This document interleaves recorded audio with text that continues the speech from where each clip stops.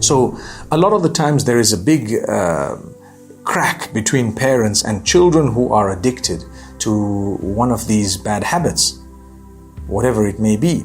And sometimes the parents are in pain because they want to see you out of it, and they know you're addicted, they know your issue, they trusted you, or whatever might have happened. Allah knows best.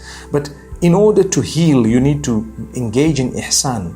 That's why Allah says, إِذَا مَا اتَّقَوْا وَآمَنُوا ثُمَّ اتَّقَوْا وَأَحْسَنُوا إِذَا مَا اتَّقَوْا وَآمَنُوا وَعَمِلُوا الصَّالِحَاتِ ثُمَّ اتَّقَوْا وَآمَنُوا ثُمَّ اتَّقَوْا وَأَحْسَنُوا. Listen to the qualities. Allah says you need to do a lot of good deeds. That will get you to another level of ihsan. So you have iman, taqwa, which will make you do the good deeds. Continue doing good deeds for a period of time. Push yourself. Stay away from this harm.